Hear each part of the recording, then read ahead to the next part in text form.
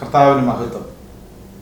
ഇന്ത്യയുടെ ഏറ്റവും പ്രസിദ്ധനായ സുവിശേഷകരിൽ ഒരാളായ കർത്താവിൻ്റെ ദാസൻ PG വർഗീസ് സാർ ഇപ്പോൾ നമ്മോട് കൂടെ ഉണ്ട്.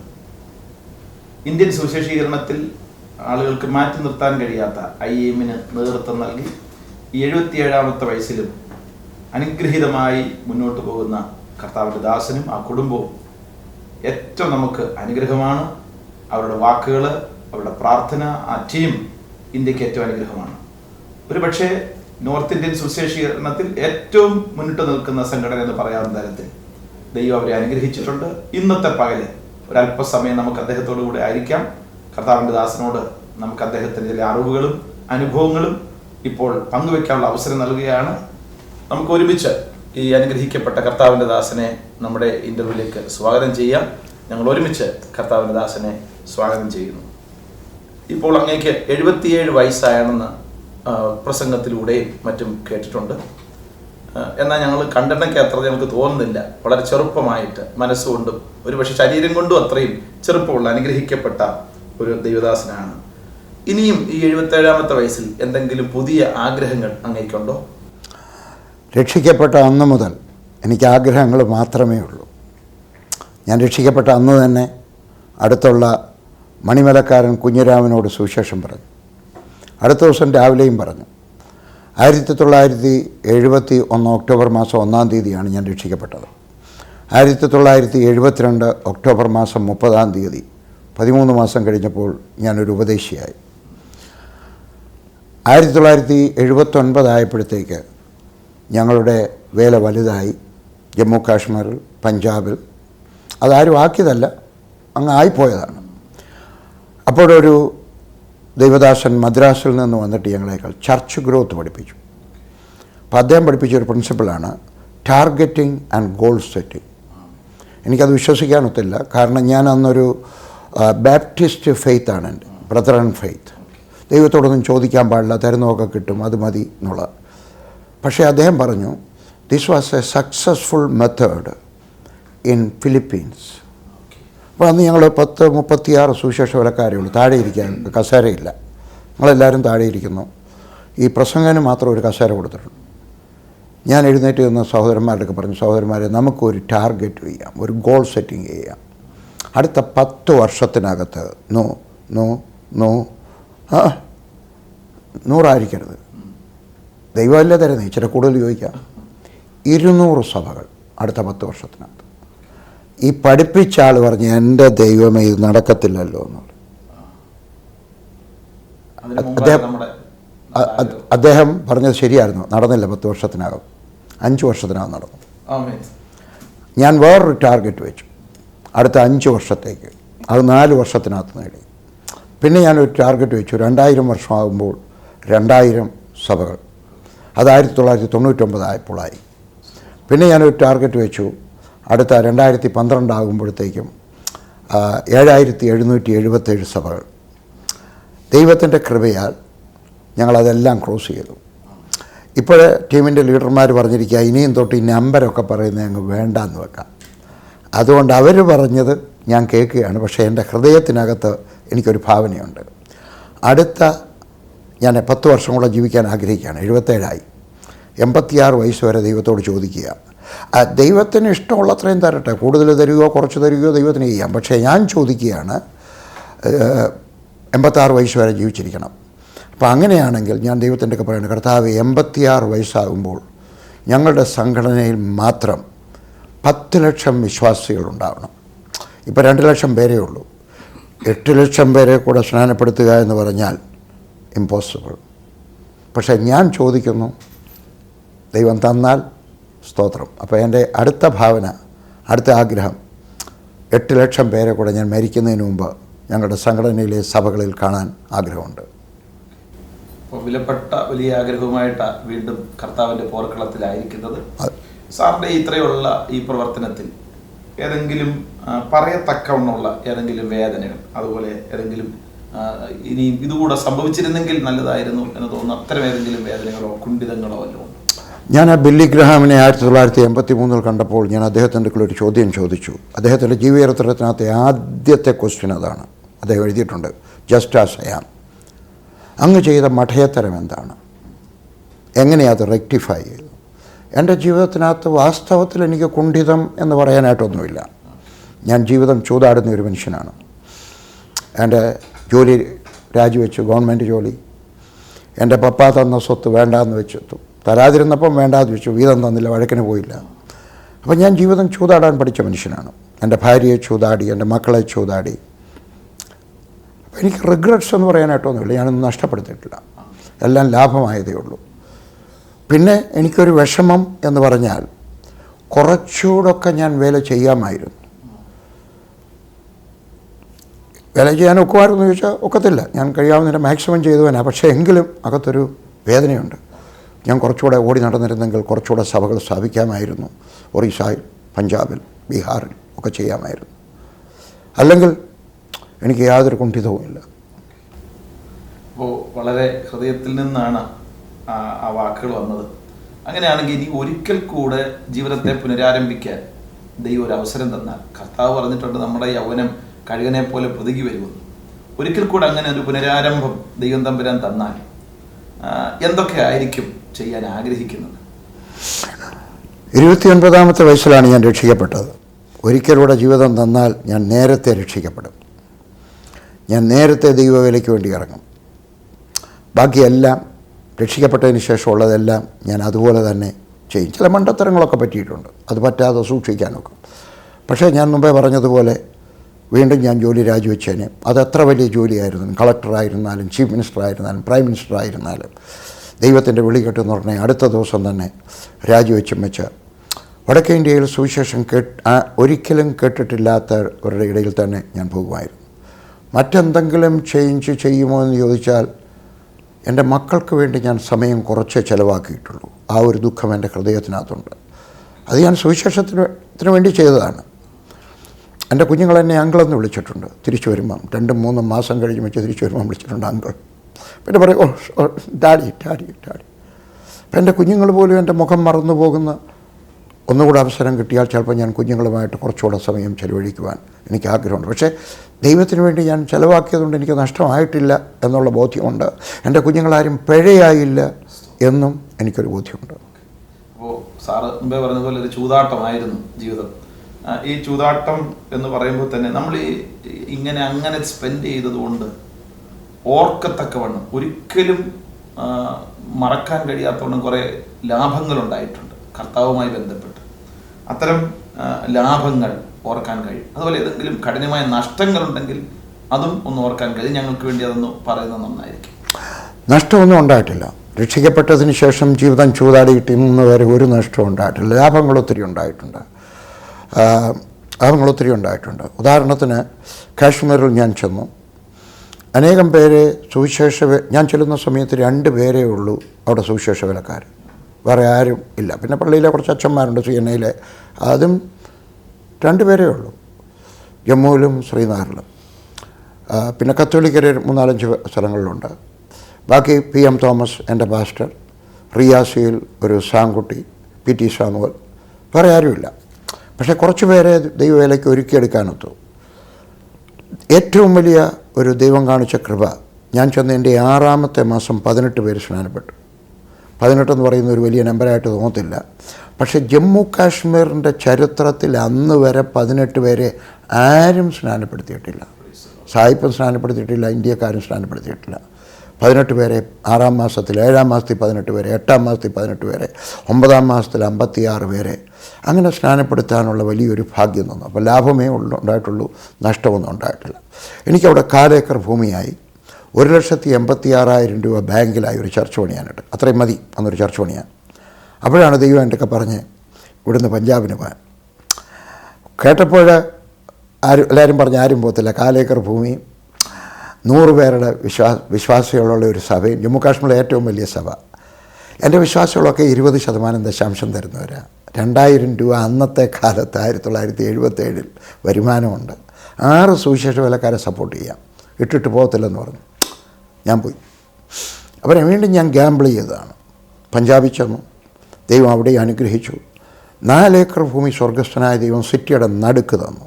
4 ഏക്കർ ഭൂമി ഇപ്പോഴും അവിടെ ഉണ്ട്, 2 ഉണ്ട്, കട്രായിലും ഉണ്ട്. അത് കഴിഞ്ഞ് വെച്ച് ദൈവം എൻ്റെ ഒക്കെ പറഞ്ഞു ഡൽഹിക്ക് പോകാൻ. പട്ടണം എനിക്ക് ഇഷ്ടപ്പെടാത്തൊരു സ്ഥലമാണ്. ഞാൻ വനപ്രദേശത്ത് ജനിച്ചു വളർന്നതാണ്. എൻ്റെ ഭാര്യ ഡൽഹിയിൽ ആദ്യം വന്നതിൻ്റെ ഞാൻ പട്ടാളത്തിലാണെന്ന് വണ്ടിക്കകത്ത് വെച്ച് ലില്ലി 5-6 ചെറുപ്പക്കാർ പലതും ചെയ്തതാണ്. ഞാനും അപ്പുറത്തുണ്ട്, എല്ലാവരും കൂടെ ചെയ്തതാണ്. അന്ന് ലില്ലി തീരുമാനിച്ചാൽ ഞാൻ ഒരിക്കലും ഡൽഹി വരത്തില്ല. അപ്പോൾ ഞങ്ങൾക്ക് ഇഷ്ടമില്ലാത്ത സ്ഥലത്ത് ദൈവം പറഞ്ഞതുകൊണ്ട് പോയി. വീണ്ടും ഞങ്ങൾ ഗ്യാമ്പിൾ ചെയ്യായിരുന്നു. അപ്പം നഷ്ടമൊന്നും ഉണ്ടായില്ല. അതുകൊണ്ട് എന്ത് പറ്റി? ഇന്ന് വടക്കേ ഇന്ത്യയിൽ ഒത്തിരി സഭകൾ, പറഞ്ഞാരും വിശ്വസിക്കാതെ 10,000-ലധികം സഭകളുണ്ടായി. ജമ്മു കാശ്മീർ, പഞ്ചാബിൽ, വടക്കേ ഇന്ത്യ മുഴുവൻ. വടക്കേ ഇന്ത്യയിലെ സൗത്ത് ഇന്ത്യയിൽ ഞങ്ങൾക്ക് വേലയില്ല, നോർത്ത് ഈസ്റ്റ് ഇന്ത്യയിൽ ഞങ്ങൾക്ക് വേലയില്ല. ബാക്കി വടക്കേ ഇന്ത്യയിലെ എല്ലാ സ്റ്റേറ്റുകളിലും ചിലടത്ത് കൂടുതൽ, ചിലടത്ത് കുറവ്, ചിലടത്ത് 2-3 സഭകളേ ഉള്ളൂ. പക്ഷേ ഇവിടെ എല്ലാം സ്ഥാപിക്കാൻ സാധിച്ചതുകൊണ്ട് എനിക്ക് പറയാൻ കഴിയും, ധൈര്യപൂർവ്വം പറയാൻ കഴിയും, ഞാൻ ഗ്യാമ്പിൾ ചെയ്തതുകൊണ്ട്, ഞാൻ ചൂതാടിയതുകൊണ്ട് ലാഭം മാത്രമേ ഉണ്ടായിട്ടുള്ളൂ. ഈ ദൈവജനത്തിൻ്റെ അനുഗ്രഹത്തിന് വേണ്ടി ധാരാളം സന്ദേശങ്ങൾ അങ്ങ് പറഞ്ഞിട്ടുണ്ട്. പലപ്പോഴും അത് അങ്ങയുടെ സന്ദേശങ്ങൾ ദൈവജനത്തിൻ്റെ ഭൗതിക മേഖലയും ഒക്കെ ബന്ധപ്പെട്ട് ധാരാളം കാര്യങ്ങൾ പറഞ്ഞിട്ടുണ്ട്. ഇത്രയൊക്കെ അനുഗ്രഹങ്ങളൊക്കെ ദൈവജനത്തോട് ബന്ധപ്പെട്ട് അനുഗ്രഹം പ്രാപിക്കാൻ, ഭൗതികമായി തന്നെ അനുഗ്രഹം പ്രാപിക്കാൻ പറയുന്ന അദ്ദേഹം അങ്ങ് സാമ്പത്തികമായി വളരെ ഒന്നും നേടിയിട്ടില്ലെന്നാണ് ഞങ്ങളുടെ ഒരു അറിവ്. അതിനെക്കുറിച്ച് എന്താ ഒന്ന് പറഞ്ഞ് ഞങ്ങൾക്ക് തരാനായിട്ടുള്ളത്? നാം വേദപുസ്തകം വായിക്കുന്ന സമയത്ത് ഉൽപ്പത്തി പുസ്തകം 1-ാം അധ്യായം മുതൽ നോക്കാമെങ്കിൽ ദൈവം പറഞ്ഞിരിക്കുന്നതിനകത്ത് ഭൗതികമായിട്ടുള്ള അനുഗ്രഹത്തെ പറ്റിയാണ് തുടങ്ങുന്നതും അവസാനിക്കുന്നതും, വെളിപ്പാട് പുസ്തകം വരെ. പക്ഷേ ഇത്രയേ ഉള്ളൂ, നമ്മുടെ ശ്രദ്ധ ഇതിലായി പോകരുത്, നമ്മുടെ കോൺസെൻട്രേഷൻ ഇതിലായി പോകരുത്, ഇതിനുവേണ്ടി അത്യാർത്തിയോടെ ഓടി നടക്കരുത്. ഇതില്ലെങ്കിൽ നമ്മൾ ദുഃഖിക്കാൻ പാടില്ല. ദൈവത്തിൻ്റെ സാന്നിധ്യമാണ് ഏറ്റവും വലിയ പ്രോസ്പെറിറ്റി. അതോടൊപ്പം തന്നെ നമുക്ക് ആവശ്യമുള്ള കാര്യങ്ങളെല്ലാം ദൈവം തരും, എൻ്റെ വേദപുസ്തകം പറയുന്നു. അതുകൊണ്ട് ഞാൻ ആളുകളൊക്കെ പറയും, നമ്മുടെ ദൈവം അനുഗ്രഹിക്കുന്നതാണ്. നിനക്ക് വീടില്ലെങ്കിൽ ദൈവം ഒരു ചെറ്റപ്പരയെങ്കിലും തരും. നിനക്ക് ജോലിയില്ല എങ്കിൽ നിനക്കൊരു പിയൂണിൻ്റെ ജോലിയെങ്കിലും തരും. നിൻ്റെ മക്കൾക്ക് പഠിക്കാൻ ബുദ്ധിയില്ല എങ്കിൽ ദൈവം ബുദ്ധി തരും. നിൻ്റെ വീട്ടിൽ ആഹാരമില്ല എങ്കിൽ പ്രാർത്ഥിക്കുമ്പോൾ ആഹാരം തരും. അപ്പോൾ ഭൗതികമായിട്ടുള്ള അനുഗ്രഹം. എന്നാൽ ഞാൻ സുവിശേഷ വേലയ്ക്ക് ഇറങ്ങുന്ന സമയത്ത് ദൈവം എന്നോട് സംസാരിച്ചു, വർഗീസേ, തോമാസ് ശ്ലീഹ ഇന്ത്യയിൽ വന്നപ്പോൾ ഒരു ചിന്തയാണ്, ദൈവം പറഞ്ഞെന്ന് എൻ്റെ ചെവി കൊണ്ട് കേട്ടില്ല, ഒരു ചിന്തയാണ്. തോമാസ് ശ്ലീഹ ഇന്ത്യയിൽ വന്നപ്പോൾ അദ്ദേഹം ഇത്രയും സഭകൾ സ്ഥാപിച്ചു, 7.5 സഭകൾ. നമ്മളങ്ങനെയാണ് വിശ്വസിക്കുന്നത്. അതുപോലെ നീയും പ്രവർത്തിക്കാമെങ്കിൽ ഞാൻ നിന്നോട് കൂടെ ഇരിക്കാം. ഞാനൊരു തീരുമാനമെടുത്തു, ഞാൻ സ്വത്തുണ്ടാക്കത്തില്ല. എൻ്റെ കൂടെയുള്ളവരൊക്കെ പറയും, നിങ്ങൾ സ്വത്തുണ്ടാക്കണം, പുരയിടം വാങ്ങിക്കണം, വീട് വെക്കണം, നിങ്ങൾക്ക് 3 മക്കളുണ്ടെങ്കിൽ 4 മുറി വേണം, 2 മക്കളുണ്ടെങ്കിൽ 3 മുറിയെങ്കിലും വേണം, നല്ല വീടായിരിക്കണം, നിങ്ങൾക്കൊരു സൈക്കിൾ വേണം, മോട്ടോർ സൈക്കിൾ വേണം, ഒരു കാർ വേണം. അതൊക്കെ ഇന്നത്തെ പ്രിലിമിനറി നീഡ്സായി മാറി. പക്ഷേ ഞാനൊരു തീരുമാനമെടുത്തു, ഞാൻ സ്വത്തുണ്ടാക്കത്തില്ല. ദൈവത്തിൻ്റെ കൃപയാൽ ടെംപ്റ്റേഷൻ ഒരിക്കലുണ്ടായി. ഒരാളെൻ്റെ പുറത്ത് പ്രഷർ ഇട്ട്, വർഗീസ് ബ്രദറെ 2 ഏക്കർ ഭൂമി വയ്ക്കാൻ കിടക്കുന്നു, ഒരു ഒഡീസക്കാരനാണ്, ബ്രദർ വാങ്ങിച്ചാട്ടെ, ഡെറാഡൂണി വാങ്ങിച്ചാട്ടെ 1 ഏക്കർ. ആ സമയത്തും എൻ്റെ മക്കൾ പറഞ്ഞു, ഡാഡി സ്വത്തൊന്നും തന്നില്ലേലും വേണ്ടിയില്ല, ഡാഡി എടുത്ത ആ തീരുമാനത്തിൽ നിന്ന് മാറിയില്ല എന്നുള്ള ലേഗസി ഞങ്ങൾക്ക് വേണ്ടി വിട്ടിട്ട് പോയാട്ടെ. അതുകൊണ്ട് ദൈവത്തിൻ്റെ കൃപ കൊണ്ട് ഇന്ന് വരെ എനിക്ക് ഭൂമിയില്ല. ആരും വിശ്വസിക്കുന്നവരാധികവും വിശ്വസിക്കുന്നവരാരെങ്കിലുമൊക്കെ കാണും. എൻ്റെ പേരിൽ പ്രമാണം പോലും ഇല്ല. എൻ്റെ സംഘടനയുടെ പ്രമാണത്തിനകത്ത് പോലും എൻ്റെ പേരില്ല. ഒരിടത്ത് സാക്ഷിയായിട്ട് നിൽക്കേണ്ടി വന്നു, അത്രയേ ഉള്ളൂ. എനിക്ക് കെട്ടിടമില്ല. എൻ്റെ ബാങ്കിൽ ഒരു 6 ലക്ഷം രൂപ അടപ്പുണ്ട്. അത് എറണാകുളത്തെ ഒരു പാസ്റ്റർ, ഞാൻ ഒരിക്കലേ കണ്ടുള്ളൂ അദ്ദേഹത്തെ, ഒരു കല്യാണം നടത്താൻ പോയതാണ്.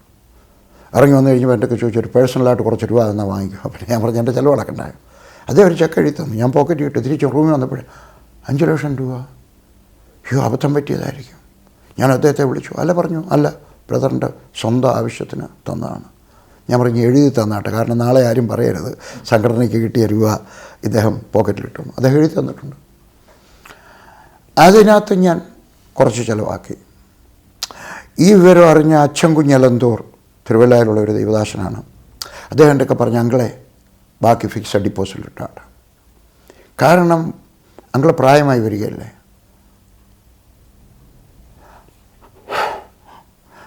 അങ്കിളിൻ്റെ വയസ്സാം കാലത്ത് മക്കളുടെയൊക്കെ ചെന്നിട്ട് മരുന്ന് വാങ്ങിക്കാൻ രൂപ ചോദിക്കാനിടയായി തീരരുത്.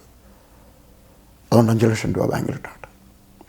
ആ 5 ലക്ഷവും എൻ്റെ മോനും മരുമോനും കൂടെ തന്ന 1 ലക്ഷവും 6 ലക്ഷം രൂപ ബാങ്കിലുണ്ട്. അതാണ് എൻ്റെ സ്വത്ത്. 5-6 പാൻറ്റ്, 10-15 ജുബ്ബ. ടി വി പ്രസംഗിക്കുന്നുണ്ട് അത്രയും ജുബ്ബയുള്ളത്. അല്ലെങ്കിൽ ഞാൻ സരള ജീവിതം ഇഷ്ടപ്പെടുന്നു. ഞാൻ തന്നെത്താനെ എൻ്റെ തലമുടി വെട്ടുന്നത്. ഞാൻ കുപ്പിയിലെ വെള്ളം വാങ്ങിക്കാറില്ല. ഞാൻ ഒഴിഞ്ഞ കുപ്പിയുമായിട്ട് റെയിൽവേ സ്റ്റേഷനിൽ ചെല്ലുന്നു, അവിടുന്ന് കുപ്പി നിറയ്ക്കുന്നു. രോഗമുണ്ടാവാത്ത ഒരു ശരീരം ദൈവം തന്നിട്ടുണ്ട്. ഞാൻ അവിടുന്ന് വെള്ളം കുടിക്കുന്നു. ഞാൻ ഹോട്ടലിൽ കയറിയാൽ തട്ടുകടയോ അതുപോലുള്ള ഏറ്റവും കുറഞ്ഞ ഹോട്ടലിലേ കയറത്തുള്ളൂ. ഞാൻ കഴിയുന്നതും സ്ലീപ്പർ കോച്ചിലാണ് യാത്ര ചെയ്യുന്നത്. ഡോക്ടർ പറഞ്ഞതിന് ശേഷം മാത്രമാണ് അമിതമായ ചൂടുള്ള സമയത്ത് എനിക്കൊരിക്കൽ ഒരു അസുഖമുണ്ടായി. അപ്പോഴാണ് ഡോക്ടർ പറഞ്ഞത്, പ്രായമായി വരികയല്ലേ, വയസ്സ് 70 ആയില്ലേ, അതുകൊണ്ട് ഇനിയും ചൂടുള്ള സമയത്ത് അല്ലെങ്കിൽ ഞാൻ പോന്നു. ഞാൻ പറയുന്നത് എൻ്റെ ഒരു തീരുമാനമാണ്. എനിക്ക് സ്വത്ത് വേണ്ട, ബാക്കിയുള്ളവർക്ക്. എൻ്റെ മക്കളൊക്കെ പറഞ്ഞിട്ടുണ്ട്, നിങ്ങൾക്ക് കഴിയുമെങ്കിൽ ഒരു വീട് വെച്ചാട്ടെ. അപ്പോൾ ദൈവത്തിൻ്റെ കൃപ കൊണ്ട് ഞാൻ അന്നെടുത്ത തീരുമാനം 77-ാമത്തെ വയസ്സിലും കീപ്പ് ചെയ്യുവാൻ തക്കോണം ദൈവം കൃപ തന്നു, മഹാകൃപ. ഇപ്പോൾ സാർ ഇപ്പോൾ പറഞ്ഞപ്പോൾ തന്നെ ഈ സരള ജീവിതത്തെക്കുറിച്ച് ധാരാളമായിട്ട് ഓർപ്പിച്ചു. വാസ്തവത്തിൽ ഒരു വലിയ സംഘടനയെ നയിക്കുമ്പോൾ, ഒരു വലിയ കൂട്ടത്തെ നയിക്കുമ്പോൾ ചിലപ്പോൾ നമ്മൾ ഈ സരള ജീവിതത്തിൽ തുടങ്ങിയാലും പിന്നീട് കുറേ കാലം കഴിയുമ്പോൾ ഈ സരള ജീവിതം വിട്ടുപോകാനൊരു സാധ്യതയുണ്ട്. അങ്ങനെയൊന്നും വന്ന് കാണുന്നില്ല. ഈ സരള ജീവിതത്തിൽ തന്നെ അടിയുറച്ച് നിൽക്കാനും ഒക്കെ ഒരു കാരണം, ധാരാളം കാരണങ്ങൾ കാണും. അത് ഞാൻ സമൂഹത്തിന് വേണ്ടി ഒന്ന് വിവരിച്ചാൽ നന്നായിരിക്കും. ഞാൻ ആദ്യകാലത്ത് തന്നെ ഞാൻ എടുക്കുന്ന പ്രധാനപ്പെട്ട തീരുമാനങ്ങളൊക്കെ എൻ്റെ വേദപുസ്തകത്തിൻ്റെ ആദ്യത്തെ പേജുകളിൽ എഴുതിയിടും. ബൈബിൾ സൊസൈറ്റിക്കാർ ഇത് പ്രിൻ്റ് ചെയ്ത് കഴിഞ്ഞപ്പം കുറച്ച് പേജ് ആദ്യവും അവസാനവും ഒക്കെ ബ്ലാങ്കായിട്ടിട്ടുണ്ട്. അത് നമുക്ക് തീരുമാനങ്ങൾ എഴുതി വെക്കാനാണ്. അതുപോലെ ദൈവം നമ്മളോട് എന്തെങ്കിലും സംസാരിച്ചാൽ, പ്രവചനത്തിലൂടെ ആരെങ്കിലും സംസാരിച്ചാൽ അതൊക്കെ എഴുതിയിടാനാണ്. അപ്പോൾ എൻ്റെ വേദപുസ്തകത്തിനകത്ത് മുഴുവൻ എഴുതിയിട്ടില്ല. ഞാനൊരു 3 വർഷത്തേക്കുള്ളൊരു വേദപുസ്തകം ഉപയോഗിക്കത്തില്ല. പിന്നെ എഴുതാൻ സ്ഥലം കാണത്തില്ല. ഞാൻ അതിനകത്ത് എല്ലാം വരച്ചിടുന്നൊക്കെ. അപ്പോൾ അതിൻ്റെ ആദ്യത്തെ പേജിൽ തന്നെ ഞാൻ എടുത്ത തീരുമാനം എഴുതിയിട്ടിട്ടുണ്ട്. എൻ്റെ 1ാമത്തെ ബൈബിൾ, ഞാൻ ആദ്യം വാങ്ങിച്ചത് ഇംഗ്ലീഷ് ബൈബിളാണ്. ഞാൻ രക്ഷിക്കപ്പെടുന്ന സമയത്ത് എൻ്റെ ബൈബിളില്ല. അന്നേരം ഞാൻ അറിഞ്ഞത് OM എന്ന് പറയുന്ന സംഘടനക്കാർ 30 രൂപയ്ക്ക് ഒരു ഇംഗ്ലീഷ് ബൈബിൾ വയ്ക്കുന്നു. ഞാൻ ഉടനെ തന്നെ അതിന് വാങ്ങിച്ചു. അത് വാങ്ങിച്ചിട്ട് അതിനെ ആദ്യത്തെ പേജിൽ എഴുതി വെച്ചു, ഞാൻ സ്വത്തുണ്ടാക്കത്തില്ല. അതുപോലെ ഞാൻ എടുത്തിട്ടുള്ള പ്രധാനപ്പെട്ട തീരുമാനങ്ങളൊക്കെ ഞാൻ എഴുതിയിട്ടിട്ടുണ്ട്. അത് ഞാൻ കൂടെ വായിക്കുന്നത് കാരണം ആദ്യമെടുത്ത തീരുമാനങ്ങളിൽ തന്നെ നിലനിൽക്കാൻ സാധിക്കുന്നു. അപ്പോൾ എനിക്ക് നിങ്ങൾക്ക് തരാനുള്ള, കേൾവിക്കാർക്ക് തരാനുള്ള ഒരു ഉപദേശം, നിങ്ങൾ ഏതെങ്കിലുമൊക്കെ തീരുമാനമെടുത്താൽ അത് എഴുതിയിട്ടാൽ, തീരുമാനിക്കുകയല്ല.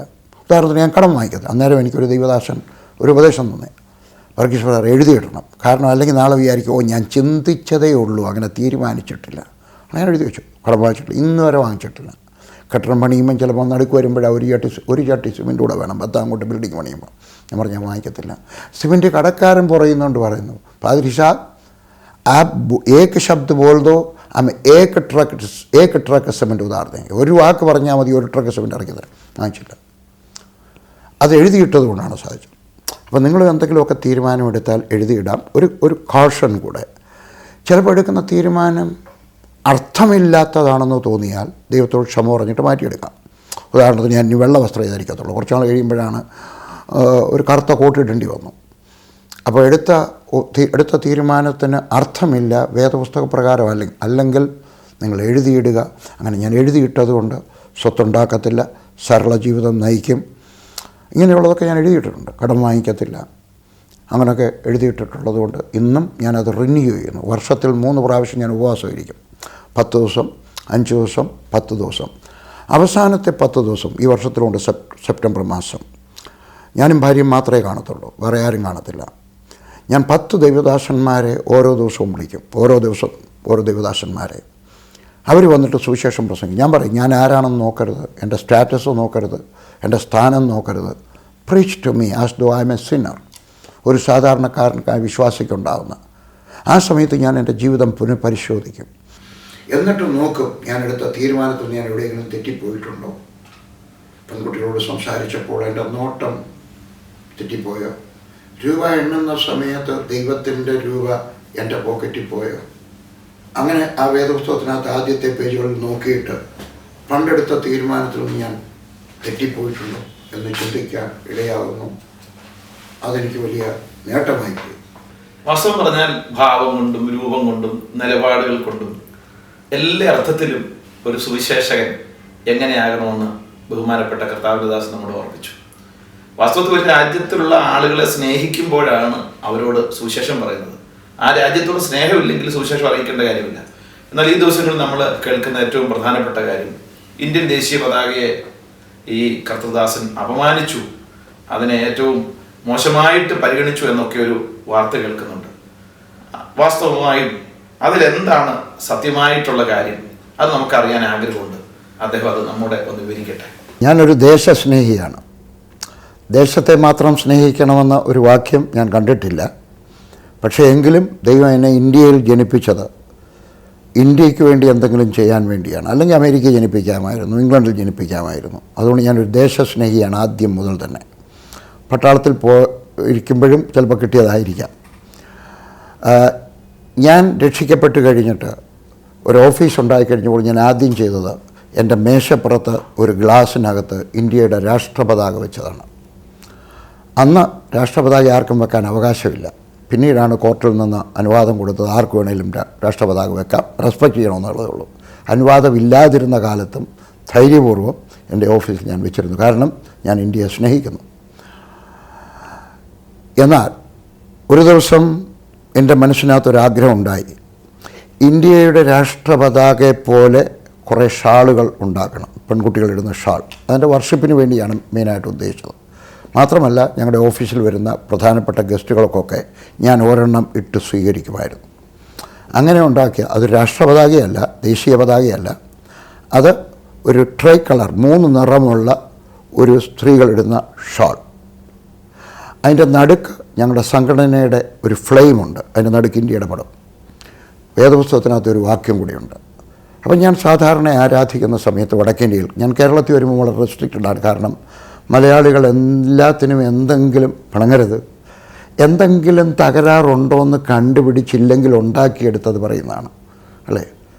അപ്പോൾ എനിക്കൊരു പേടിയുണ്ട്. പക്ഷേ വടക്കേന്ത്യയിൽ എൻ്റെ സഭയാണ്, എൻ്റെ കൺവെൻഷനാണ്. അപ്പോൾ ഞാനവിടെ നൃത്തം ചെയ്യും, ഞാനവിടെ ഷാൾ എടുത്ത് വീശും, ഞാൻ ചിലപ്പം വിശ്വാസികളുമായിട്ട് അവിടേക്കുന്ന മരച്ചില്ലകളൊക്കെ ഓടിച്ചുകൊണ്ട് ഹോസന്ന പാടിക്കൊണ്ട് ചുറ്റും കറങ്ങും. ഞാൻ പലതും ചെയ്യും. അപ്പോൾ അങ്ങനെ ഒരു ദിവസം ഞാൻ ആലപ്പുഴയിലായിരിക്കുന്ന സമയത്ത് അവിടുത്തെ നല്ല ജോഷി പാസ്റ്ററുടെ സഭയിൽ നല്ല 1-ാം തരം ആരാധന അങ്ങോട്ട് മൂത്തു വന്നപ്പോൾ എനിക്ക് ഏതൊക്കെയോ ചെയ്യണമെന്നൊരാഗ്രഹം തോന്നി. പെട്ടെന്നാണ് എൻ്റെ ബാഗിനകത്തിരുന്ന ദേശീയ പതാക പോലെ തോന്നിക്കുന്ന ആ ഷാൾ ഞാൻ എടുത്തു. ഞാൻ പ്ലാറ്റ്ഫോമിലോട്ട് ഓടിക്കയറി. എൻ്റെ വടക്കേന്ത്യയിൽ ഞാൻ ചെയ്യാറുണ്ട്. ഞാനത് വീശി. ആളുകൾ അറിഞ്ഞിട്ടാണോ അറിയാതെയാണോ പലരും പറഞ്ഞു ഞാൻ ദേശീയ പതാകയാണ് വീശി. ഇല്ല, ഒരിക്കലും ഞാൻ ഡിസ്റെസ്പെക്റ്റ് ചെയ്യത്തില്ല. ഒരാൾ സ്വന്തം ദേശത്തെ സ്നേഹിക്കണം എന്നുള്ള പഠിപ്പിക്കുന്ന കൂട്ടത്തിലാണ്, ആത്മാർത്ഥമായിട്ട് വിശ്വസിക്കുന്ന കൂട്ടത്തിലാണ്. അപ്പോൾ അതാണ് ഞാൻ വീശിയത്. അപ്പോൾ ഞാൻ ദേശീയ പതാക വീശിയിട്ടില്ല. ദേശീയ പതാക എന്ന് തോന്നിക്കുന്നത് അതിൻ്റെ സ്നേഹം കൊണ്ടാണ്, ദേശത്തുള്ള സ്നേഹം കൊണ്ടാണ് ഞാൻ ട്രീ കളർ ഉണ്ടാക്കിയതും. അതെടുത്ത് വീശി ദൈവത്തെ ആരാധിച്ചതും. ദാവീദ് ആരാധിച്ചു, ഞാനും അങ്ങ് ആരാധിച്ചു പോയി, അത്രയേ ഉള്ളൂ.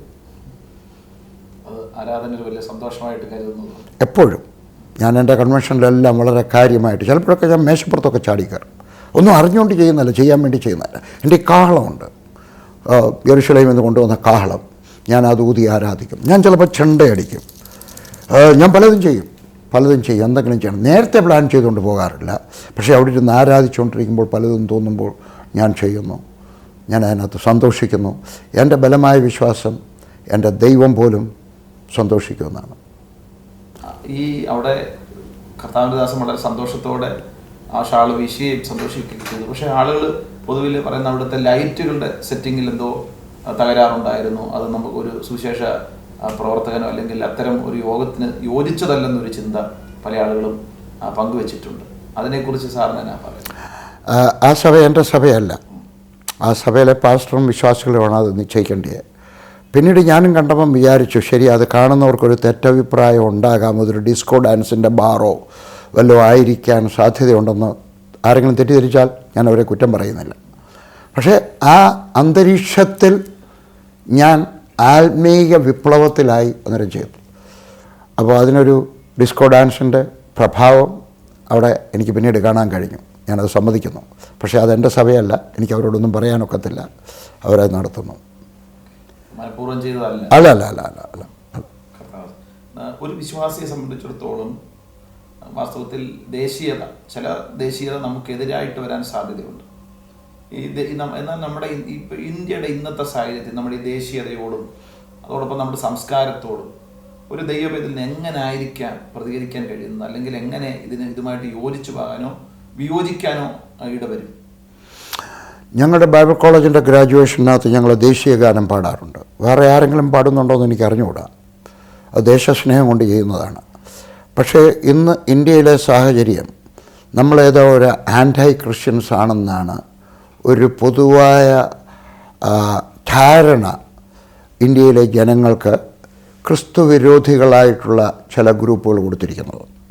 അതുകൊണ്ടാണ് പണ്ട് ഒരിക്കൽ നമ്മുടെ ഡെപ്യൂട്ടി പ്രൈം മിനിസ്റ്ററൊക്കെ പറഞ്ഞു, ക്രിസ്ത്യാനികളെല്ലാം ഇന്ത്യ വീട്ടും വെച്ച് അമേരിക്കയ്ക്ക് പോകണം,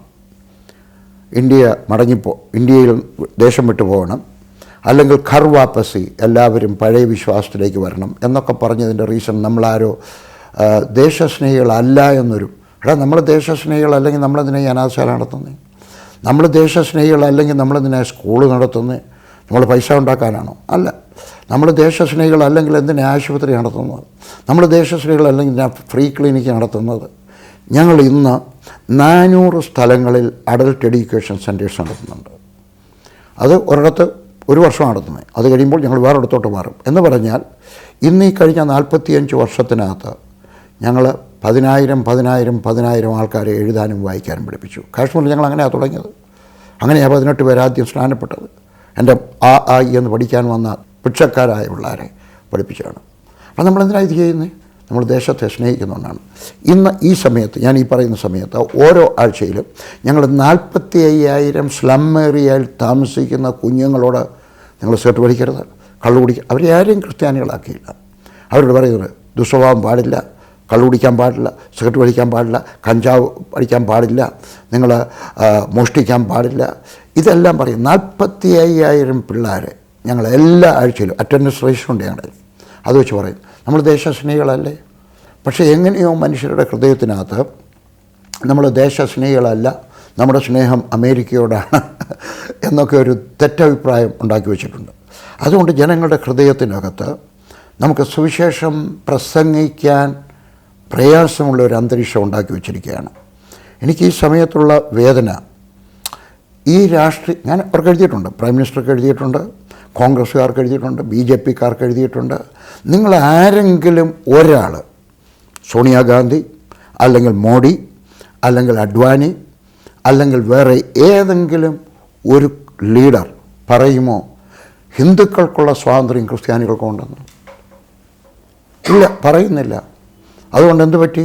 അവർ നമ്മളെ ആക്രമിക്കുകയാണ്. ഈ സമയത്ത് എനിക്ക് ഉള്ള അഭ്യർത്ഥന ക്രിസ്തീയ സഹോദരന്മാരോടാണ്. നാം ഒന്നിച്ചു നിൽക്കണം. ഒരാളിനെ അടിക്കുമ്പോൾ അത് അവനെ അടിച്ചു എന്നല്ല, നമ്മളിലൊരു സഹോദരനെ അടിച്ചു എന്ന് പറഞ്ഞുകൊണ്ട് നാം ഒന്നിച്ചു നിന്നാൽ കുറച്ചുകൂടെ നല്ലതായിരിക്കും. മാത്രമല്ല നമുക്ക് പലതും ഇനിയും കുറച്ചുകൂടെയൊക്കെ ചെയ്യാനൊക്കും. ഉദാഹരണത്തിന്, എന്തുകൊണ്ട് കൊട്ടാരക്കര ഒരു സ്ഥലം എടുക്കുകയാണ്. കൊട്ടാരക്കര എനിക്ക് ഇഷ്ടപ്പെട്ട ഒരു ബസ് സ്റ്റേഷനാണ് കൊട്ടാരക്കര. എന്തുകൊണ്ട് കൊട്ടാരക്കരയുള്ള സഭകളൊക്കെ മാസത്തിലൊരു ദിവസം അവിടുത്തെ ബസ് സ്റ്റാൻഡ് പോയി ക്ലീൻ ചെയ്തുകൂടാ? അവിടുത്തെ കക്കൂസ് പോയി നോക്കിയാട്ടെ, അവിടുത്തെ ടോയ്ലറ്റ് പോയി നോക്കിയാട്ടെ, വൃത്തികേടല്ലേ? എന്തുകൊണ്ട് നമ്മുടെ ബാഡ്ജും ഒക്കെ ഒട്ടിച്ചിട്ട് അല്ലേ ക്രിസ്ത്യൻ യൂത്ത് എന്നും പറഞ്ഞുകൊണ്ട് നമ്മളത് ക്ലീൻ ചെയ്യുന്നില്ല? എന്തുകൊണ്ട് സ്കൂൾ ക്ലീൻ ചെയ്യുന്നില്ല? എന്തുകൊണ്ട് നമ്മുടെ കുമ്മനാട് കൺവെൻഷനിൽ, ചർച്ചകോടിൻ്റെ കൺവെൻഷനിൽ, ഷാരോണിൻ്റെ കൺവെൻഷനിൽ, മർത്തോമക്കാരുടെ കൺവെൻഷനിൽ എന്തുകൊണ്ട് നാം ഒരു ബ്ലഡ് ഡൊണേഷൻ ക്യാമ്പ് നടത്തുന്നില്ല? നമുക്ക് പലതും ചെയ്യുവാൻ കഴിയും, നാം അത് ചെയ്യുന്നില്ല. എന്തുകൊണ്ട് നാം ഓർഗൻ ഡൊണേഷൻ ചെയ്യുന്നില്ല? എന്തുകൊണ്ട് എനിക്കറിഞ്ഞൂടാ. ഞാൻ എൻ്റെ ശരീരം മുഴുവൻ മെഡിക്കൽ കോളേജിന് ദാനം ചെയ്തിരിക്കുകയാണ്, എൻ്റെ കണ്ണ് ദാനം ചെയ്തിരിക്കുകയാണ്, എൻ്റെ ലിവർ ദാനം ചെയ്യുകയാണ്, എൻ്റെ ഓരോ അവയവങ്ങളും ദാനം. അവസാനം പറഞ്ഞുകൊണ്ട് എൻ്റെ ശവശരീരം പോലും കുഴിച്ചിടേണ്ട ആവശ്യമില്ല. ഞാൻ ചത്തു കഴിയുമ്പോൾ നിങ്ങൾക്ക് വേണമെങ്കിൽ ഒരു ശവപ്പെട്ടി കൊണ്ടൊന്ന് കുഴിച്ചിടാം, പക്ഷേ എൻ്റെ ശരീരം മറ്റുള്ളവർക്ക് പ്രയോജനപ്പെടട്ടെ. ഞാൻ ചെയ്യുന്ന പോലെ എല്ലാവരും ചെയ്യണമെന്ന് ഞാൻ പറയുന്നില്ല, പക്ഷേ നമുക്ക് എന്തെങ്കിലുമൊക്കെ കുറച്ചുകൂടെ ചെയ്യാം. ഈ ആളുകളുടെ ഹൃദയത്തിനകത്തുള്ള, കാരണം ഇനിയുള്ള ദിവസം വളരെ മോശമാണ്. നമുക്കെതിരായിട്ട് പലരും എഴുന്നേൽക്കുന്ന സമയത്ത് നമ്മുടെ ശത്രു നാം തന്നെയായി തീരരുത്. ഇങ്ങനെ ഇംഗ്ലീഷിൽ പറയാറുണ്ട്, we found our enemy, it is us. നാം നമ്മുടെ ശത്രുക്കളെ കണ്ടുപിടിച്ചത് നാം തന്നെയാണ്. ഇതാ നമുക്ക് ശത്രുക്കളായിട്ട് അനേകം പേരുള്ളപ്പോൾ ക്രിസ്തീയ സഹോദരന്മാരെ, ക്രിസ്തീയ നേതാക്കന്മാരെ, ക്രിസ്തീയ വേലക്കാരെ, നമുക്ക് ശത്രുക്കൾ നാം തന്നെ ആയിരിക്കരുത്. വാസ്തവം പറഞ്ഞാൽ ഈ പറയുന്ന പ്രശ്നങ്ങളും പീഡകളും ലോകത്താകമാനം വ്യാപകമായിട്ടുണ്ട്. ഇന്ത്യയിൽ നിന്നല്ല, ലോകരാജ്യങ്ങളിലെല്ലാം എടുത്തു പറയാം. മിഡിൽ ഈസ്റ്റിലാണെങ്കിലും വിവിധ ഇടങ്ങളിൽ അത്തരം ഒരു വലിയ പീഡയുടെ കാലമാണ്. വിശേഷിച്ച് ഇപ്പോഴത്തെ ഇന്ത്യൻ രാഷ്ട്രീയ സാഹചര്യം വാസ്തവത്തിൽ നമ്മെ ക്രൈസ്തവരെ കുറെ കൂടെ ഭീതിജനകമായിട്ട് ഭയത്തോടെ അടുത്ത് തുടർന്നു വരുന്ന രാഷ്ട്രീയ സാഹചര്യങ്ങളെ നോക്കിക്കാണുന്നു. അത്തരം പേടിക്കത്തക്കവണ്ണം ഉള്ള ഏതെങ്കിലും രാഷ്ട്രീയ സാഹചര്യം ഇന്ത്യയിലുണ്ടോ? ഇന്ത്യയിൽ ഉദാഹരണം ഞാൻ പറഞ്ഞുതരാം. ഡൽഹിയിൽ ഒരു കൺവെൻഷൻ നടന്നിട്ട് വർഷങ്ങൾ ഒത്തിരിയായി. ഒരു വർഷം കൺവെൻഷൻ നടത്താനൊക്കത്തില്ല. എന്നായിരിക്കും ആസ്ഥാനം നടന്നത്? ഏകദേശം 1999 അതിനുശേഷം ഒരു കൺവെൻഷൻ നടത്താനൊത്തിട്ടില്ല. പിന്നെ നടത്തുന്ന കൺവെൻഷനൊക്കെ ഹാളുകളൊക്കെ ബുക്ക് ചെയ്തിട്ട് ഹാളിനകത്താണ്. ഒരു ഗ്രൗണ്ട് തരത്തില്ല, നടത്താനൊക്കത്തില്ല. റോഡിൽ നിന്നിട്ട് ട്രാക്ട് കൊടുക്കാനൊക്കത്തില്ല, അടികൊള്ളും. ഞാനും എൻ്റെ ഭാര്യയും എല്ലാ ഞായറാഴ്ചയും പോയി ട്രാക്ട് കൊടുക്കും. ആരാധന കഴിഞ്ഞ് വെച്ച് വരുമ്പം എൻ്റെ കയ്യിലൊരു ബാക്ക് പാക്കുണ്ട്. ബാക്ക് പാക്കിനകത്ത് നിറച്ച് ഒരു പുസ്തകമുണ്ട്, ഞാൻ തന്നെ എഴുതിയ യേശു നിങ്ങളെ സ്വതന്ത്രരാക്കും.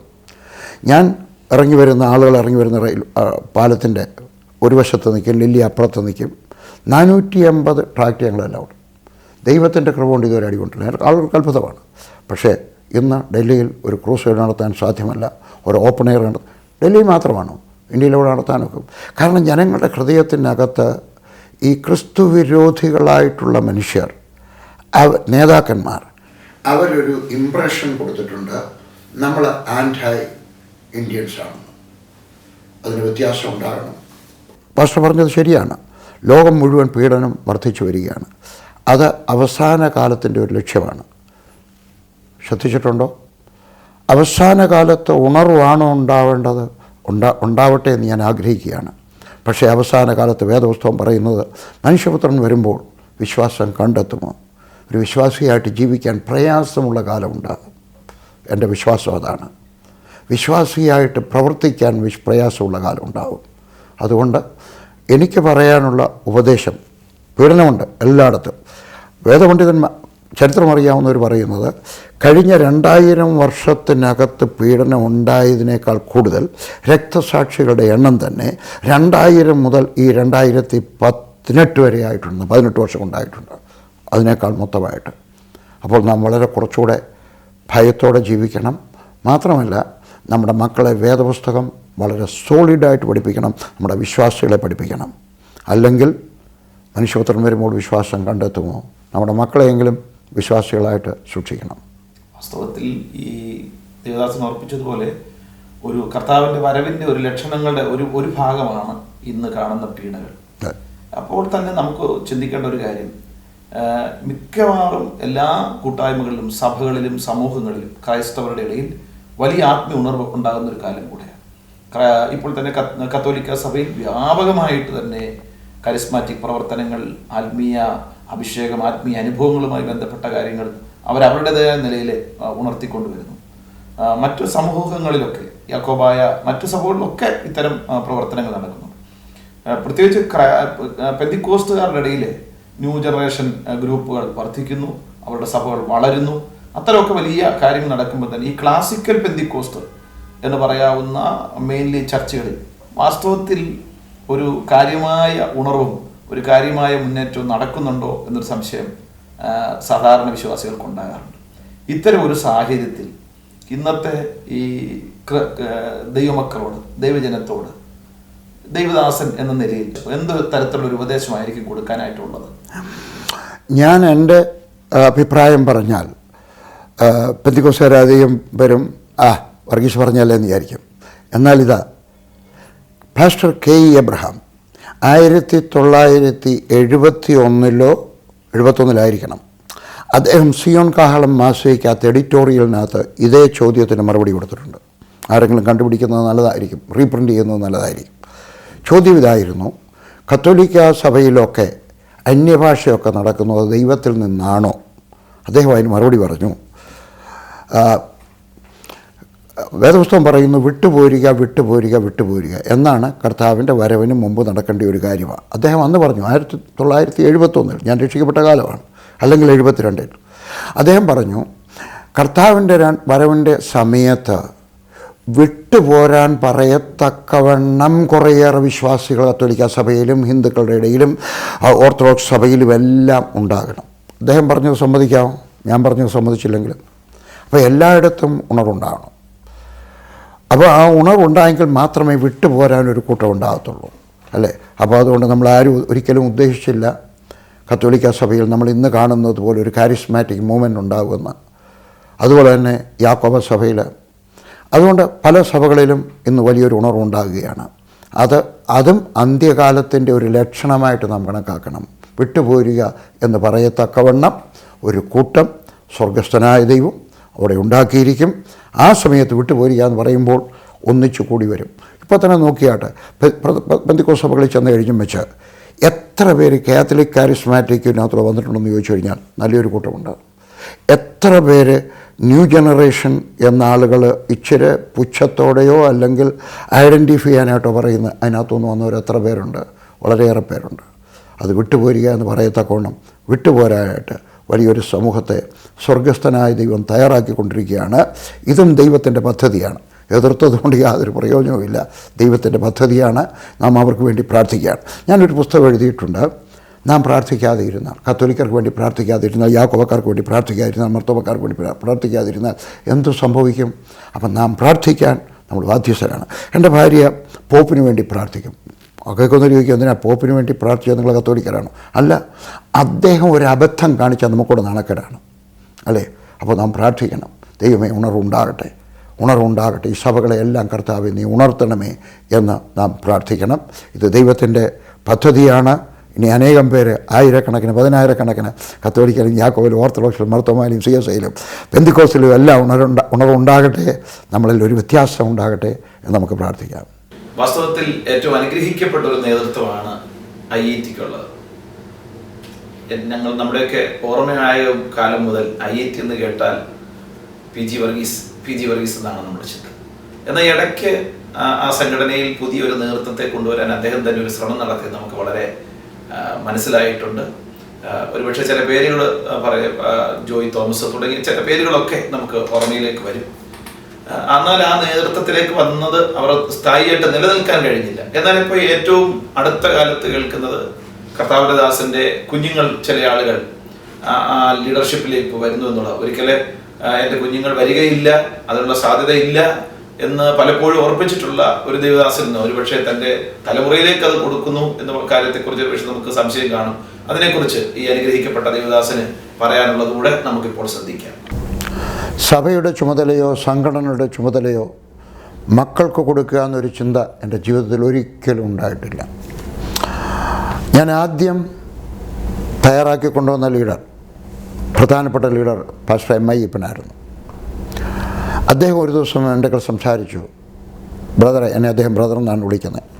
ബ്രദറെ, എന്നെങ്കിലും ബ്രദറിൻ്റെ മകൻ അബിയെ ചുമതല ഏൽപ്പിച്ചാൽ അദ്ദേഹത്തിൻ്റെ കീഴിൽ പ്രവർത്തിക്കാൻ, അബിയുടെ കീഴിൽ പ്രവർത്തിക്കാൻ എനിക്ക് മനസ്സാണ്. ഞാൻ പറഞ്ഞു, ഇപ്പോൾ ഇല്ല, ഒരിക്കലും സംഭവിക്കത്തില്ല. ദൈവത്തിന് അങ്ങനെ ഒരു പദ്ധതി ഉണ്ടെങ്കിൽ അബി വില്ലേജ് പ്രീച്ചറാവട്ടെ, അവിടുന്ന് ഒരു ജൂനിയർ ലീഡറാവട്ടെ, അവിടുന്ന് ഒരു സീനിയർ ലീഡറാവട്ടെ, അവിടുന്ന് പിന്നെ അദ്ദേഹം പ്രധാനപ്പെട്ട ലീഡർഷിപ്പിലേക്ക് വരട്ടെ. ഇപ്പച്ചൻ്റെയൊക്കെ ഞാൻ പറഞ്ഞ. എന്നാൽ കുറച്ച് ദിവസം കഴിഞ്ഞപ്പോൾ ഇപ്പച്ചൻ പോയി. ആളുകൾ പിരിഞ്ഞു പോകുന്നത് തെറ്റൊന്നുമല്ല കേട്ടോ, അതൊക്കെ പിരിഞ്ഞു പോകാം. പോകേണ്ടി പോലെ പോകണം, പറഞ്ഞു വിടേണ്ടി പോലെ പറഞ്ഞു വിടണം. അദ്ദേഹം പോയി, ഞാൻ പറഞ്ഞു വിട്ടതല്ല, അദ്ദേഹം പോയതാണ്. അത് കഴിഞ്ഞപ്പോൾ എൻ്റെ മനസ്സിനകത്ത് ഞാൻ തോന്നുന്നു, എനിക്ക് 60 വയസ്സാകുമ്പോൾ സ്ഥാനം കൊടുക്കണമെന്നാണ് വിചാരിച്ചത്. കാരണം ഞാൻ വേദപുസ്തകം പഠിച്ചു വന്നു കഴിഞ്ഞപ്പോൾ ഒരിക്കലും ഒരു ആത്മീയ ശുശ്രൂഷ തലമുറകൾക്ക് കൈമാറിയിട്ടില്ല. രാജ്യത്വം മാറിയിട്ടുണ്ട്, പഴയ നിയമത്തിലില്ല, പുതിയ നിയമത്തിലില്ല. ഏലിയാവ് എലിശ റിലേറ്റീവ്സ് അല്ല, മോശ ജോഷുവ റിലേറ്റീവ്സ് അല്ല, യേശു ക്രിസ്തു പത്രോസ് റിലേറ്റീവ്സ് അല്ല, പൗലോസ് തിമോത്തി റിലേറ്റീവ്സ് അല്ല. അപ്പം ഞാൻ വേദപുസ്തകത്തിൽ കണ്ടിട്ടില്ല. പക്ഷേ ആ സമയത്ത് തന്നെ ഞാൻ പറയും, ദൈവം ചിലപ്പോൾ ഒരാളിനെയോ മകനെയോ മരുമകനെയോ കൊച്ചുമോനെയോ അങ്ങനെ ഉദ്ദേശിച്ചെങ്കിൽ അവർ താഴെ നിന്ന് ഉയർന്ന് വന്നിട്ട് വരട്ടെ, അല്ലാതെ കൈമാറാൻ പാടില്ല. അത് കഴിഞ്ഞപ്പോഴാണ് ഞാൻ വേറൊരു സഹോദരനെ പാസ്റ്റർ പറഞ്ഞ ആ പേര് തന്നെ ജോയ് തോമസിനെ തന്നെ തിരഞ്ഞെടുത്തു. ജോയ് തോമസ് എൻ്റെ റിലേറ്റീവ്സ് ആരുമല്ല. ഞാൻ അദ്ദേഹത്തിൻ്റെ സ്വന്തം വീട് പോലും കണ്ടിട്ടില്ല ഇതുവരെ കണ്ടിട്ടില്ല. അപ്പം ഞാനിങ്ങനെ പ്രാർത്ഥിച്ചു, കർത്താവേ 60 വയസ്സാകുമ്പോൾ എനിക്ക് ഇത് ചുമതല കൈമാറണം. ആരാണ് അന്നുണ്ടായിരുന്നതിൽ ഏറ്റവും നല്ല മനുഷ്യനായിട്ട് എനിക്ക് തോന്നിയത്? ദൈവം എനിക്ക് കാണിച്ചത്. I am sure God asked me to do that. ഞാൻ അദ്ദേഹത്തെ തിരഞ്ഞെടുത്തു. അദ്ദേഹത്തിന് മനസ്സിലായിരുന്നു. തിരുവനന്തപുരത്ത് ഒരു ഹോട്ടലിൽ ഇരുന്നുകൊണ്ട് എൻ്റെ മകൻ അദ്ദേഹത്തെ നിർബന്ധിച്ച് ചാർജ് എടുപ്പിച്ചു. അദ്ദേഹമുണ്ട്, എൻ്റെ മകനുമുണ്ട്. അബി പറഞ്ഞു, എൻ്റെ മകൻ്റെ പേര് അബി എന്നാണ്. അബി പറഞ്ഞു, ചാർജ് എടുത്താട്ടെ, ഞാൻ കൂടെ നിൽക്കാം. അബി പറഞ്ഞു, ദൈവം എന്നെ വിളിച്ചത് ഫസ്റ്റ് ലീഡർ ആയിരിക്കാനല്ല, സെക്കൻഡ് ലീഡർ ആയിരിക്കാനാണ്. മോശയ്ക്ക് അഹരോനായിരുന്നു, യോശുവ ആയിരുന്നതുപോലെ, പൗലോസിന് തിമോത്തി ആയിരുന്ന പോലെ ഞാൻ ഇരിക്കാം. അതുകൊണ്ട് ഞാൻ അദ്ദേഹത്തിന് ചാർജ് കൊടുത്തു. ഒരു വിപ്ലവമായിരുന്നു. കാരണം ഇന്ത്യയിൽ ഒരിക്കലും അങ്ങനെ സംഭവിച്ചിട്ടില്ല. ഒരാൾ തന്നെ സ്ഥാപിച്ച ഒരു സംഘടന വേറൊരാൾക്ക് ബന്ധമൊന്നും ഇല്ലാത്ത ഒരാൾക്ക് കൈമാറുക, അത് വലിയ സംഘടന. ഞങ്ങളുടെ സ്വത്ത് തന്നെ ഒത്തിരിയുണ്ട്, പുരയിടം എല്ലായിടത്തും ഉണ്ട്. ഞാൻ അദ്ദേഹത്തിന് കൈമാറുമ്പം അദ്ദേഹത്തിന് പ്രയാസം ഉണ്ടാകരുതെന്ന് വിചാരിച്ച് 1 വർഷത്തേക്കുള്ള പണം മുഴുവൻ ഞാൻ സേവ് ചെയ്തിട്ട് യാത്ര ചെയ്ത് ഗൾഫിലൊക്കെ വന്ന് ഉണ്ടാക്കി കഴിഞ്ഞിട്ട് കൊടുത്തിട്ടാണ് ഞാൻ മാറുന്നത്. 3 കോടി രൂപ 1 വർഷത്തെ ചിലവാണത്. പക്ഷേ എവിടെയോ സംഭവിച്ചില്ല. ഒരു 5.5 വർഷം കഴിഞ്ഞപ്പോൾ 6 മാസം കൂടെ പോലും അദ്ദേഹത്തിന് പൂർത്തിയാക്കാൻ കഴിയാതെ, ഞാൻ എൻ്റെ കാരണം പറയാം, അദ്ദേഹത്തെ കൊണ്ട് അത് ചെയ്യാനൊക്കാതെ. കാരണം IET ഒരു വലിയ സംഘടനയാണ്. ഞാൻ ആദ്യം മുതലേ ഇങ്ങനെ കൊണ്ടു നടന്നത് കാരണം എനിക്ക് നല്ല മസിൽസ് ഉണ്ടായിരുന്നു. അദ്ദേഹത്തിൻ്റെ ചെറുപ്പക്കാരനായ ഒരു മനുഷ്യൻ്റെ പുറത്ത് ഈ ചുമതലകളെല്ലാം കൂടെ വരികയായിരുന്നു. അതിൻ്റെ ഭാരം കൊണ്ടായിരിക്കാം അദ്ദേഹം ഒരു ദിവസം പെട്ടെന്ന് ആരും അറിയാതെ അദ്ദേഹം അത് ക്വിറ്റ് ചെയ്യാനായിട്ട് തീരുമാനിക്കുകയാണ്. എനിക്ക് ഫോൺ ചെയ്തു.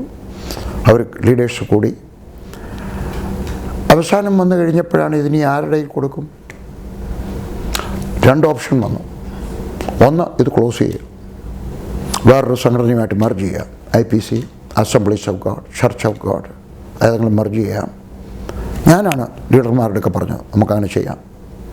എല്ലാവരും പേടിച്ചു പോയി. ഇത്രയും വലിയ സംഘടന നമ്മൾ കെട്ടിപ്പടുത്തു. തന്നെയല്ല, ഞങ്ങളുടെ കൾച്ചർ വേറൊന്നാണ്. ആരുടെയും കുറ്റം പറയത്തില്ല, വേറൊരു വേലക്കാരനെ എടുക്കത്തില്ല, വേറൊരാളുടെ സഭ എടുക്കത്തില്ല. വേറൊരുത്തി വന്നു കഴിഞ്ഞാൽ ഞങ്ങളെ പിരിഞ്ഞു പോയത് തന്നെ പലരും അവിടെയുണ്ട്.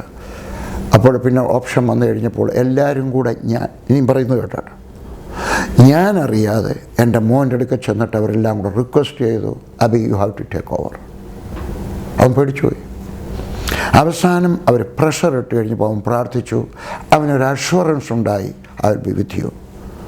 അവൻ സമ്മതിച്ചു. അത് കഴിഞ്ഞിട്ട് എൻ്റെ വന്ന് പറഞ്ഞു, ഡാഡി ഞാൻ ഇന്നലെ രാത്രി സമ്മതിച്ചു, ഇന്ന് ഞാൻ ചാർജ് എടുക്കാൻ പോവാം. ഡാഡി എന്താ പറയുന്നു? ഞാൻ അവൻ്റെ പറഞ്ഞു, എടുക്കരുത്, ദൈവം സാക്ഷി. ഞാൻ പറഞ്ഞു, എടുക്കരുത്. എൻ്റെ ലീഡർമാർക്കറിയാം. ഞാൻ പറഞ്ഞു, എടുക്കരുത്. ഞാൻ ലീഡർമാരുടെ പറഞ്ഞു, എടുക്കരുത്. പിന്നെ ടീമിന് എന്തോ സംഭവിച്ചു? ഞാൻ പറഞ്ഞു, എനിക്ക് അറിഞ്ഞുകൂടാ. അതിന് തപ്പ വേറൊരാളിനെ ഞാൻ കാണുന്നില്ല, ഇന്ന് കാണുന്നില്ല. പക്ഷേ അവൻ പറഞ്ഞു, ഞാൻ വാക്ക് കൊടുത്തു പോയി, അതുകൊണ്ട് ഞാൻ ചാർജ് എടുക്കും. അങ്ങനെ ചുമതല അവൻ്റെ തലയിൽ ചെന്ന് വീണതാണ്. ഞാൻ കഴിഞ്ഞ മാസം, അവന് യോഗ്യതയില്ലാഞ്ഞിട്ടല്ല, അവന് കഴിവുണ്ട്, അവന് പഠിത്തമുണ്ട്, അവന് 6-7 ഡിഗ്രി ഉണ്ട്, അവന് കഴിവില്ല. അവൻ ആത്മീയനല്ലാഞ്ഞിട്ടല്ല, അസാധാരണമായ ആത്മീയനാണ്. 3-4 മണിക്കൂർ അവൻ പ്രാർത്ഥിക്കും. ദിവസം 10-15 അധ്യായം വേദപുസ്തകത്തിൽ നിന്ന് വായിക്കും. അസാധാരണ ബുദ്ധിയുള്ളവൻ. പക്ഷേ ഞാൻ വിചാരിച്ചു, ഞാൻ പറഞ്ഞു, എടുക്കരുത്. പക്ഷേ അവൻ്റെ പുറത്ത് എല്ലാവരും കൂടെ പ്രഷർ ഇട്ടതുകൊണ്ട് അവൻ പ്രാർത്ഥിച്ചപ്പോൾ ദൈവത്തിൻ്റെ ആത്മാവിൻ്റെ ഒക്കെ പറഞ്ഞു, എടുക്കുക, ഞാൻ നിൻ്റെ കൂടെ നിൽക്കാം. അതുകൊണ്ട് അവൻ ചാർജ് എടുത്തു. ഇനിയും അടുത്ത ട്രാൻസിഷനെ പറ്റി ഞങ്ങൾ ചിന്തിച്ചുകൊണ്ടിരിക്കുക. ഇത് കഴിയുമ്പോൾ 10 വർഷം കൂടെ കഴിയുമ്പോൾ ആർക്ക് കൊടുക്കണം? അതിനെപ്പറ്റി ഞങ്ങൾ അടുത്ത ആഴ്ചയിൽ ഡിസ്കസ് ചെയ്യുകയാണ്. ഈ വരുന്ന തിങ്കളാഴ്ച മുതൽ. നാളെ തിങ്കളാഴ്ച ഞാൻ വീട്ടിൽ ചെലുത്തും. തിങ്കൾ, ചൊവ്വ, ബുധൻ, വ്യാഴം, വെള്ളി 3 ദിവസം ഞാനിവിടെ ആലോചിക്കും, പിന്നെ അവരാലോചിക്കും. 10 വർഷം ഇപ്പോഴേ തയ്യാറാവണം. കാരണം വലിയൊരു സംഘടന. ഒന്നുകിൽ IPC ചെയ്തിരിക്കുന്നത് പോലെ ഓരോ സ്റ്റേറ്റും ഇൻഡിപെൻഡൻ്റ് ആക്കുക, അവർ തന്നെ ഫണ്ട് റേസ് ചെയ്യുക. എങ്ങനെ ചെയ്യാനൊക്കെ അതിനെപ്പറ്റി അവർ ആലോചിച്ചുകൊണ്ടിരിക്കുകയാണ്. അപ്പോൾ എൻ്റെ മകൻ്റെ തലയിൽ വന്നു വീണതാണ്. ദൈവത്തിൻ്റെ പദ്ധതി ആയിരിക്കാം, പക്ഷേ it is going very well. വിശേഷിച്ച് ഇപ്പോൾ ഈ സോഷ്യൽ മീഡിയ വളരെയധികം സ്വാധീനമുള്ള ഒരു കാലമാണ്. നമ്മുടെ ആളുകളും ഒരു കാലം വരെ ഇത് മടിച്ചു നിന്നതാണ്. നല്ലൊരു ഭാഗം ആളുകൾ തന്നെ സുവിശേഷത്തിനായിട്ട് ഉപയോഗിക്കുന്നു. അപ്പോൾ തന്നെ ഇതിൽ വലിയ പ്രശ്നങ്ങളും കൂടെയുണ്ട്. അത്തരം ഈ മാധ്യമങ്ങൾ ഉപയോഗിക്കുന്നതിനെക്കുറിച്ചും അതിൻ്റെ ഉപയോഗത്തെക്കുറിച്ചും സാർ എങ്ങനെയാക്കാം നോക്കിക്കാണുന്നത്? ടെക്നോളജി ഉപയോഗിക്കണം എന്നുള്ള അഭിപ്രായത്തിലാണ് ഞാൻ. റേഡിയോ ഞാൻ പ്രസംഗിച്ചു, അതും ടെക്നോളജിയാണ്. TV ഞാൻ പ്രസംഗിക്കുന്നു, അതും ടെക്നോളജിയാണ്. ഇമെയിൽ വന്നു കഴിഞ്ഞപ്പോൾ ഇന്ത്യയിൽ ആദ്യം ഇൻ്റർനെറ്റ് കണക്ഷൻ എടുത്തത് ഞാനായിരിക്കണം. അന്ന് ഇന്ത്യയിൽ കിട്ടത്തില്ല, ലണ്ടനിൽ നിന്ന് എടുക്കുമായിരുന്നു ഞാൻ. അപ്പോൾ ഞാൻ ലണ്ടനിലേക്ക് വിളിച്ചിട്ട് ലണ്ടനിൽ നിന്നാണ് അത്രയും സമയം എടുക്കുന്നത്. അന്ന് ഞാൻ ഇമെയിൽ അയക്കാൻ തുടങ്ങി. ഇന്ന് എനിക്ക് തന്നെ ഇമെയിൽ സന്ദേശം 7-8 ഉണ്ട്. ഡെയിലി ഒരു ഡിവോഷൻ, മലയാളത്തിൽ, ഇംഗ്ലീഷിൽ ഒരു ജോക്ക്, പാസ്റ്റർമാർക്കൊരു സന്ദേശം, പിന്നെ വാട്സപ്പ്, പിന്നെ ട്വിറ്റർ, ഇതെല്ലാം എനിക്കുണ്ട്. മാത്രമല്ല ഞാൻ എല്ലാ ദിവസവും വാട്സപ്പിനകത്ത് ഒരു ഇംഗ്ലീഷ് സന്ദേശം, ഒരു മലയാളം സന്ദേശം, ഒരു ഹിന്ദി സന്ദേശം അയക്കുന്നു.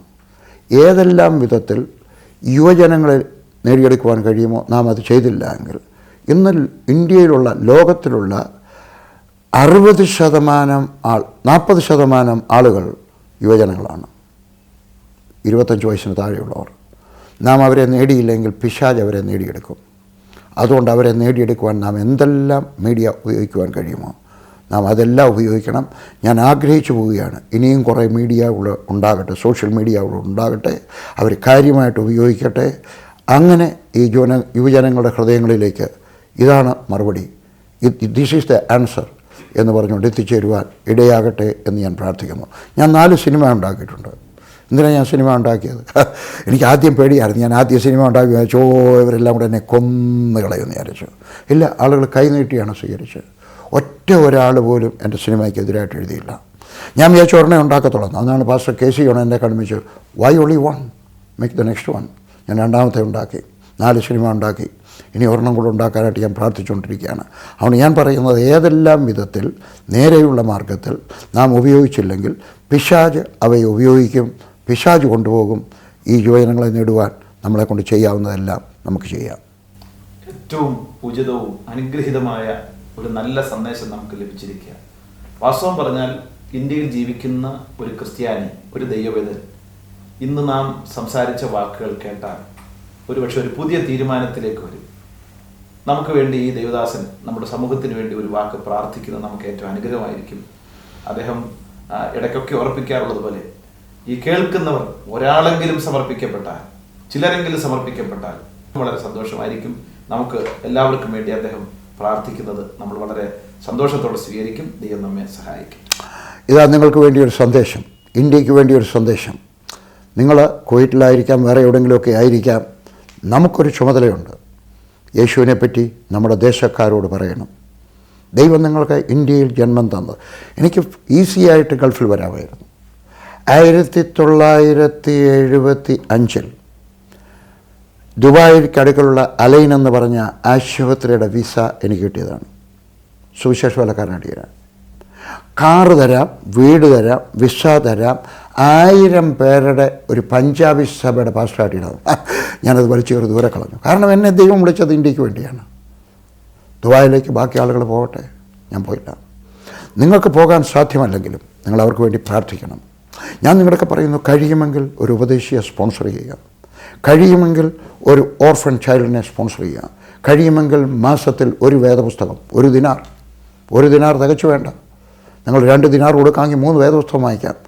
ഓരോ മാസത്തിലും 1 ദിനാർ ദൈവവേലയ്ക്ക് വേണ്ടി, വടക്കേ ഇന്ത്യക്ക് വേണ്ടി സുവിശേഷം കേട്ടിട്ട്, എൻ്റെ സഭയ്ക്ക് തരാനല്ല ഞാൻ പറയുന്നത്, ഏതെങ്കിലും ഒരു സുവിശേഷ സംഘടനയ്ക്ക് വേണ്ടി കൊടുക്കണം. തീരുമാനിക്കുമോ? അഥവാ ദൈവം നിങ്ങളെ വിളിക്കുവാണെങ്കിൽ വരുമോ? കണ്ണുകടയ്ക്കാം, പ്രാർത്ഥിക്കാം. നല്ലവനായ എൻ്റെ കർത്താവേ, ഈ വലിയ സമൂഹത്തോട് ഞാൻ ഇന്ന് സംസാരിക്കുന്നു. ദൈവം നീ അവരോട് സംസാരിക്കണമേ. കർത്താവ് ഏറ്റവും അവസാനം പറഞ്ഞ വാചകം അവരുടെ ഹൃദയത്തിൽ കിടക്കട്ടെ. ഭാരതം ദൈവശബ്ദം കേൾക്കട്ടെ. ഞങ്ങൾ വളരെ താമസിച്ചു പോയി, ഇനിയും താമസിക്കാൻ പാടില്ല. ഞങ്ങളുടെ ഭിന്നതകളൊക്കെ വിട്ടിട്ട് കർത്താവെ ഇന്ത്യ സുവിശേഷിക്കുവാൻ ഭാരതം ദൈവശബ്ദം കേൾക്കട്ടെ. എൻ്റെ കുഞ്ഞുങ്ങളെ ഇവിടെ സംസാരിക്കണമേ. നീ പറയുന്നത് അനുസരിക്കുവാൻ എൻ്റെ കർത്താവർക്ക് കൃപ കൊടുക്കണമേ. ദൈവനാമം മോത്തപ്പെടണമേ. യേശുവിൻ്റെ നാമത്തിൽ തന്നെ ആമേൻ. ഇപ്പോൾ ഏറ്റവും അധികം ദൈവദാസന്മാരുമായിട്ടുള്ള പലതരത്തിലുള്ള കാര്യങ്ങൾ ആളുകളിൽ എത്തിക്കാനായിട്ട് വളരെ പ്രയത്നിക്കുന്ന ഒരു ഗ്രൂപ്പാണ് തുടർചലനങ്ങൾ. ഒരു നല്ല പ്രവർത്തനം. ഒത്തിരി ദേവദാസന്മാരുടെ സന്ദേശങ്ങളും അവരുടെ ജീവിതാനുഭവങ്ങളും ഒക്കെ സമൂഹത്തിലെത്തിക്കുകയും ഒരു നല്ല പ്രതികരണം തന്നെ അതിനാൽ ഉളവാകുകയും ചെയ്യുന്നുണ്ട്. പ്രത്യേകിച്ച് തുടർച്ചലങ്ങളുടെ പേരിൽ കൂടെ ഈ അനുഗ്രഹിക്കപ്പെട്ട ദേവദാസിന് സകല അഭിവാദ്യങ്ങളും ഞങ്ങൾ അർപ്പിക്കുകയാണ്. ഈ തുടർചലനങ്ങൾ എന്ന പ്രോഗ്രാം ഞാൻ ആദ്യമായിട്ടാണ് കേൾക്കുന്നത്. പക്ഷേ എൻ്റെ ഹൃദയം ഇതിനോട് ഒട്ടിപ്പിടിച്ചിരിക്കുകയാണ്. കാരണം നാം ഇതെല്ലാം ഉപയോഗിക്കണം. ഞാൻ പ്രാർത്ഥിക്കുന്നു, കർത്താവ് അവരെ ഇനിയും ഉപയോഗിക്കട്ടെ, ഇതിനകത്ത് കൂടുതൽ ആളുകൾ വരട്ടെ, കൂടുതൽ പേര് യേശുവിനെ പറ്റി കേൾക്കട്ടെ, ദൈവദാസന്മാരുടെ അനുഭവങ്ങൾ കേൾക്കട്ടെ, ഇവിടെ ഉള്ളവരുടെ തന്നെ അനുഭവങ്ങൾ തന്നെ പങ്കിടുവാൻ നമുക്ക് പല വിധത്തിൽ യേശുവിനെ പറ്റി പറയുവാൻ കഴിയും. മാസികകളൊക്കെ നിന്ന് വരുന്ന കാലമാണ്. ഈ സമയത്ത് സോഷ്യൽ മീഡിയയിലൂടെയാണ് നാം സുവിശേഷം കൂടുതലായിട്ട് പറയുകയാണ്. ഞങ്ങൾക്ക് 4 മാസിക ഉണ്ടായിരുന്നു. സമാധാനം, സമർപ്പണം, ഫെയ്റ്റ്, ഒരു ഹിന്ദി മാസിക. 4 നിന്ന് പോയി. അതുകൊണ്ട് ഞാൻ അവരെ അനുഗ്രഹിക്കുകയാണ്. ഈ സഹോദരന്മാരെ ദൈവം അനുഗ്രഹിക്കുകയും കൂടുതൽ ഉപയോഗിക്കുകയും കൂടുതൽ വീടുകളിൽ കൂടുതൽ ആളുകളുടെ മൊബൈലിനകത്ത്, കമ്പ്യൂട്ടറിനകത്ത്, ഐപാഡിനകത്ത് എത്തിച്ചേരുവാൻ അവരെ ഉപയോഗിക്കുകയും ചെയ്യട്ടെ എന്ന് ആശംസിക്കുന്നു.